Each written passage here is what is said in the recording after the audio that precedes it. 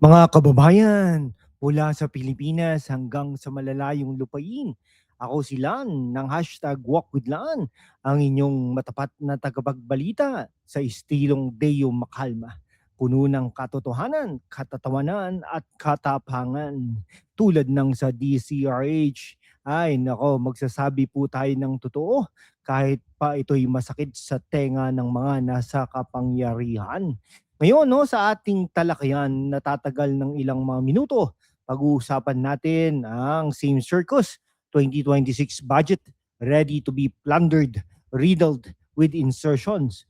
Ito ay ayon kay Pulong Duterte, Congressman Pulong Duterte ng Davao.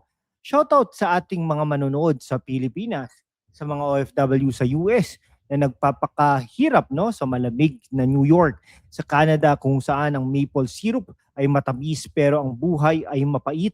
Sa Australia na puno ng kangaroo at oportunidad. Sa Great Britain na may Big Ben at Big Dreams. Sa UAE na glittering na ginto. Sa Dubai, sa Italy na birthplace ng pasta at passion. Sa Japan na high-tech at hardworking. Sa Denmark, Germany na efficient at engineering wizards. At sa Hong Kong na bustling ng energy. Kayo ang dahilan kung bakit tayo narito para sa katotohanan. Mga kababayan, sa gitna ng kasinungalingan, ang katotohanan ang unang dinudurog. Pero kasama kayo mga kawok, kaya nating itindig ang tama. Sumali na sa aking YouTube membership. Sama-sama, panatilihin nating malaya at walang takot ang boses natin para sa bayan. Salamat sa inyong solid na suporta. Mag-subscribe na sa hashtag WalkWithLan, YouTube channel membership at maging bahagi ng ating masiglang laban. Hashtag laban para sa katotohanan. Hashtag WalkWithLan. Bago tayo sumubsob sa ilalim, magpa-subscribe na muna kayo. Hit that button, turn on notifications at maging bahagi ng ating komunidad. Para sa mga kabataan at OFW, ito'y para sa inyo, para sa kinabukasan na walang korupsyon. Mga kaibigan, tulad ng sabi ni Paulo Duterte, ang Davao City Representative, ang proposed 2026 national budget na ratify na ng Kongreso ay just a repetition of the 2025 budget. It is supposed to be signed by the President this coming first week of January. Parang sirena sa traffic, paulit-ulit, nakakairita. Sa kanyang statement, sinabi niya na oppose siya sa 2026 General Appropriations Bill dahil riddled with unanswered questions, uneven allocations, and questionable insertions. Ano ba ito? Budget o scavenger hunt? Paano ba natin aasahan magre-reform ang gobyerno kung ang budget ay parang luma na ringtone, paulit-ulit na lang?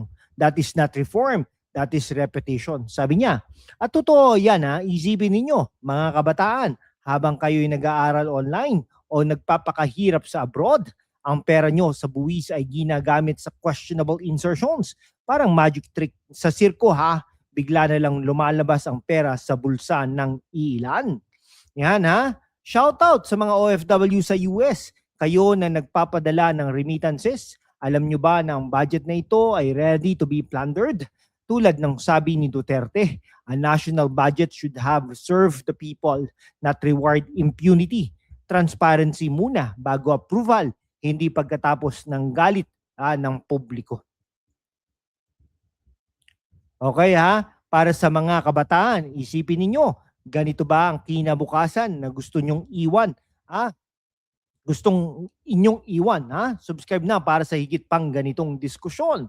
Ngayon, pag-aralan natin ng mas malalim. Si Paulo Duterte ay nagsabi, how can we restore the people's trust if we repeat the same circus that was done in the last 2025 budget? Tama nga naman. Same circus, parang pelikulang Pinoy na may sequel pero walang improvement. Puro drama lang. Ganun na lang. Kababa ang tingin natin sa pag-unawa ng mga Pilipino? Wala na ba kayong kabusugan? Kung hindi kayo marunong mahiya, sana naman marunong tayong maawa sa taong bayan. Ouch, parang sampal sa mukha ng mga politiko. Yan, Ang budget ay parang buffet sa party. Lahat gustong sumubo, pero walang nagbabayad. At si Duterte pa ha, I will not legitimize a system that treats public funds in an open jar. Open jar?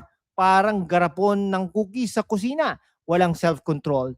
The mastermind behind the corruption of the 2025 budget has not even been jailed yet. Yet here we are again with a new budget in 2026 ready to be plundered. Sino ba yung mastermind? Parang ghost horror movie ha. Naririnig pero hindi nakikita. O shoutout sa mga manonood sa Canada at Australia. Kayo na nasa malamig na klima. Initin ninyo ang inyong dugo sa katotohanan ito. Para sa mga OFW ha, OFWs, ang pera nyo ay hindi para sa insertions na ito. Mag-subscribe para sa updates.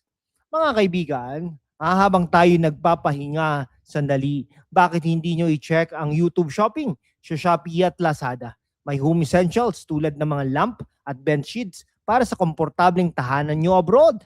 Cleaning essentials din mula sa mop hanggang sa disinfectant para laging malinis ang inyong space. At para sa inyong sa mga aspiring vloggers sa kabataan, kunin ang vlogging products tulad ng tripods at microphones. Shop na, support local sellers at tulungan ang ekonomiya. Okay, pumunta tayo sa facts. Base sa statement ni Duterte, ang 2026 budget ay may uneven allocations. Ibig sabihin, hindi pantay ang hatian. Parang cake sa birthday. Ang iilan lang ang kumakain ng icing. Questionable insertions. Ito yung mga dagdag na pondo na hindi malinaw ang pinanggalingan o gamit. Sa 2025, may mga reports ng korupsyon at hanggang ngayon, walang naparusahan. Paano ba natin masusukat ang transparency sa pamamagitan ng public audits, hindi sa press releases? Yan. Ang Kongreso ay parang magic show. Now you see the funds, now you don't. At si Duterte my vote is not against development. It is for transparency, fairness, and responsibility. Bravo! Para sa mga kabataan, ito'y aral. Huwag maging bulag sa sistema. Para sa mga OFW sa Great Britain at UAE, kayo ang backbone ng ekonomiya, demand transparency. Okay, ha? Okay, tulad ng sa 2025, may mga insertions na inaakusahan ng pork barrel vibes. Ang budget ay 6.3 trillion pesos. Assume based on trends. Pero riddled with questions.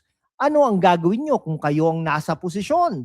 Ay, nako. Sa YouTube Shopping via Shopee, kunin ang cleaning essentials tulad ng vacuum cleaners para sa madaling linis. Home essentials like kitchen tools at vlogging products na ring lights para sa inyong content creations. Mga kabataan, shop now. Ngayon, ay nako, ang budget na ito ay parang teleserye. Paulit-ulit ng plot pero walang happy ending para sa masa. As the saying goes, this jar would be filled with cookies but no one in the house has any self-control. Para sa mga bata sa candy store, hanggang kailan tayo magtitiis? Sa estilong Deo Makalma, sabihin natin, ang korupsyon ay hindi sakit. Ito'y ugali na nakakailangang baguhin natin. Shoutout sa Italy, Japan, Denmark, Germany, Hong Kong. Kayo na tech-savvy, gamitin ang inyong knowledge para i-monitor ang gobyernong online. Para sa mga OFW, ang inyong hirap ay hindi para sa plunder. Paghambingin sa international budgets, sa US, may strict audits. Bakit hindi sa atin? Share nyo sa comment section ang inyong thoughts. Mga kababayan, support our channel by shopping. Lazada has vlogging products like cameras, home essentials na furniture at cleaning essentials na eco-friendly products para sa inyong pamilya at content. Sa uli, mga kaibigan, ang mensahe ni Paulo Duterte ay malinaw. Huwag tayong maging bahagi ng sirko. Kailangan ng tunay ng pagbabago. Shoutout ulit sa lahat. Pilipinas, US, Canada, Australia, Great Britain, UAE, Italy, Japan, Denmark, Germany, Hong Kong. Kayo ang lakas namin.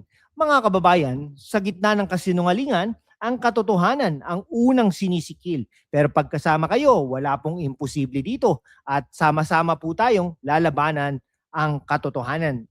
Okay, mag-subscribe na, mag-like na, mag-share na rin. Para sa mga kabataan at OFW, tayo ang pagbabago. Salamat sa panonood Hanggang sa susunod na episode. Mabuhay po kayo, mabuhay po ang Pilipinas.